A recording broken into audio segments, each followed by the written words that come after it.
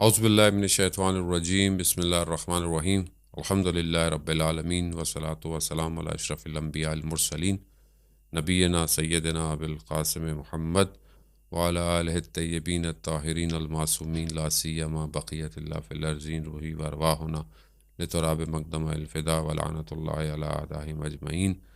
بسم اللہ الرحمن الرحیم، رب اشرح لی صدری ویسر لی امری واحلل عقدۃ من لسانی یفقہوا قولی، اما بعد فقد قال اللہ تعالی فی کتاب الحکیم والقرآن المجید وما خلقت الجن والانس الا لیعبدون۔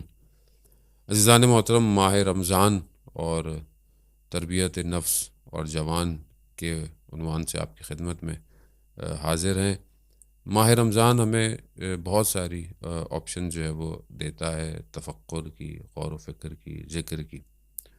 وہیں پر جو ہے وہ ایک چیز ہے کہ ہم اپنے جس طرح ظاہر کی طرف متوجہ ہیں، بدن کی طرف، اس طرح ہمیں اپنے روح کی طرف بھی متوجہ ہونا ضروری ہے۔ روایت میں آتا ہے کہ حکمت جو ہے وہ مومن کے لیے میراث ہے، اسے جہاں سے بھی ملے اسے حاصل کر لینی چاہیے۔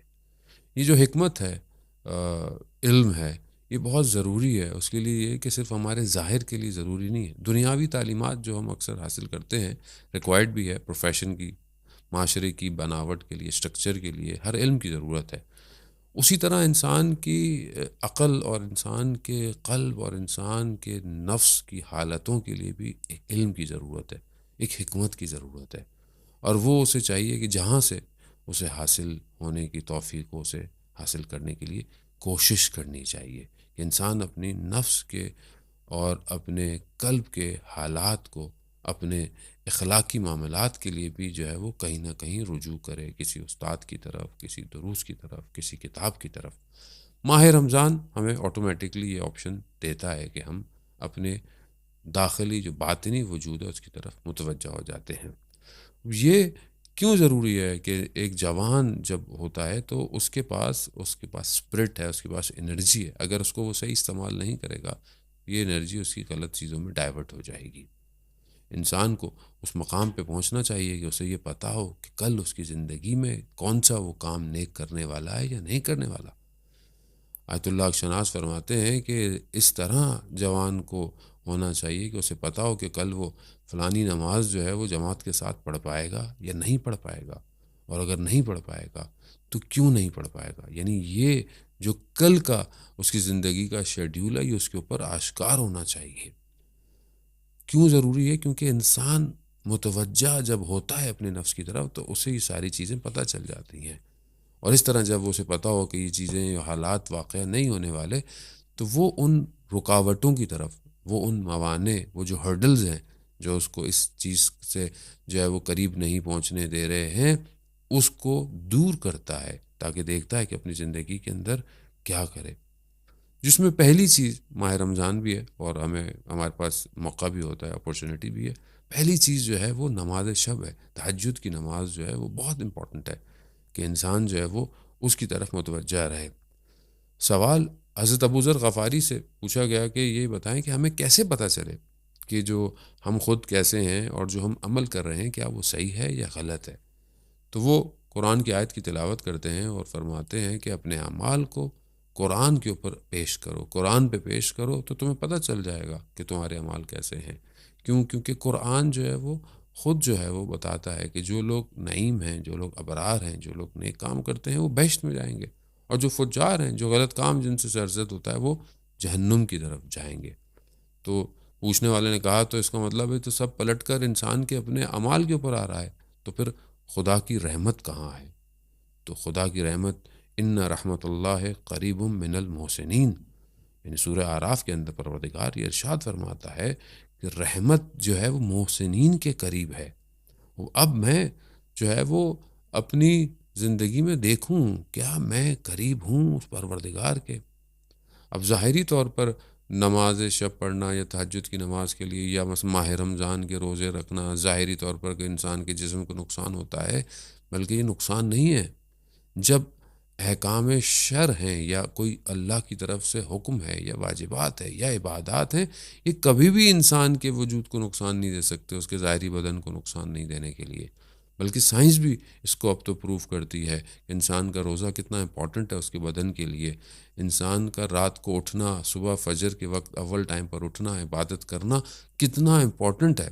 حتیٰ بعض جگہوں پر جو ہے وہ یہ کہا جاتا ہے کہ جو صبح صبح انسان اٹھتا ہے وہ جو ہے وہ اپنی زندگی کو اچھے طریقے سے اور لمبا جو ہے وہ زندہ رہ سکتا ہے. تو تہجد کی نماز میں اٹھنا، کھڑے ہونا بدن کو نقصان نہیں دیتا، بلکہ انسان کے بدن کو تقویت دیتا ہے، طاقت دیتا ہے، اس کی روح کو سالم کرتا ہے. کیونکہ انسان کی روح بہت امپورٹنٹ ہے. اگر روح مضبوط ہے تو اس کے بدن کو صحیح ڈرائیو کر سکتی ہے. رسول خدا حضرت محمد مصطفیٰ صلی اللہ علیہ وآلہ وسلم سے پوچھا گیا کہ یا رسول اللہ، یہ کون ہے جس پروردگار جو ہے وہ محسنین کے لیے کہہ رہا ہے کہ اللہ کی رحمت کے قریب ہیں؟ رسول خدا جو ہے وہ فرماتے ہیں کہ المحسن لا یرا الا الحق. محسن وہ ہے جسے حق کے سوا کچھ نظر نہیں آتا، یعنی وہ صرف حق کو دیکھتا ہے. اور حق کو ظاہر ہے جب انسان حق کی طرف متوجہ ہو، حق کو دیکھتا ہے تو اسے ظاہر اپنے آپ کو صاف کرنا ہے، اپنے اندر کی باطن کو کلیئر کرنا ہے تاکہ وہ حق کی طرف پلٹے. یعنی حق کو دیکھے اور اپنی زندگی میں وہ چیزیں جو کہ اسے خدا نہ خواستہ کہیں حرام کی طرف متوجہ کرتی ہوں یا واجبات سے دور کرتی ہوں، ان سے دور ہے. حتیٰ وہ چیزیں جس کے بارے میں صرف شبہ بھی ہو، جس کے بارے میں صرف انسان صرف یہ احتمال رکھتا ہو، پروبیبلٹی رکھتا ہو کہ کہیں یہ چیز غلط تو نہیں ہے، یہ جو کھانا ہے یہ صحیح غلط تو نہیں ہے، کہیں یہ سننا یا کہیں دیکھنا.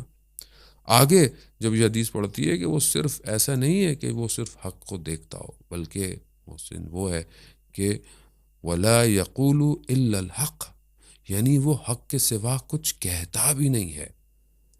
اور ظاہر ہے جب انسان کے جو باطن میں ہوگا وہی اپنے زبان سے اس کے جاری ہوگا. جب وہ حق کی طرف متوجہ ہوگا، حق کو دیکھے گا، حق پر زندگی گزارنے کی کوشش کرے گا، تو خود بخود جو ہے وہ حق اس کی جو ہے وہ زبان سے بھی جاری ہوگا.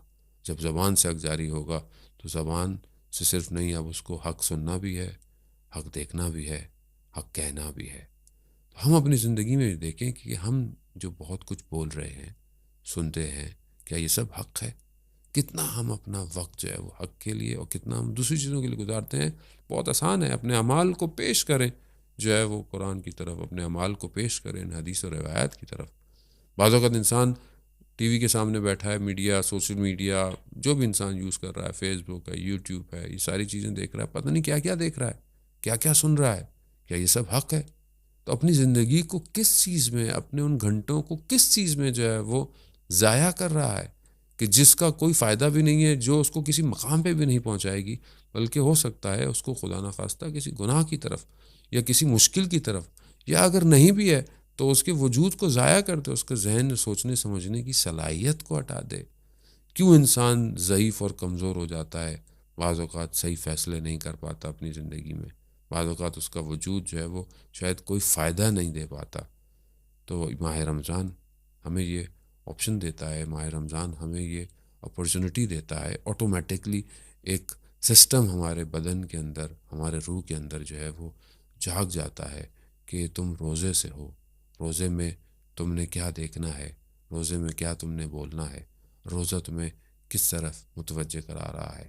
تو یہ بہت ضروری ہے کہ ہم جو ہے وہ اپنے ان اعمال کی طرف جو ہے وہ متوجہ رہیں اور ایک ایک قدم جو ہے وہ بڑھائیں اور دیکھیں کہ کس طرح جو ہے وہ ہم اپنے آپ کو خداوند متعال کے قریب کر سکتے ہیں. ماہ رمضان ہمیں خدا کے قریب کرنے کے لیے ہے، لیکن اصل میں ماہ رمضان ہماری اپنی تربیت اور ہمیں کمال پر پہنچانے کے لیے ہے.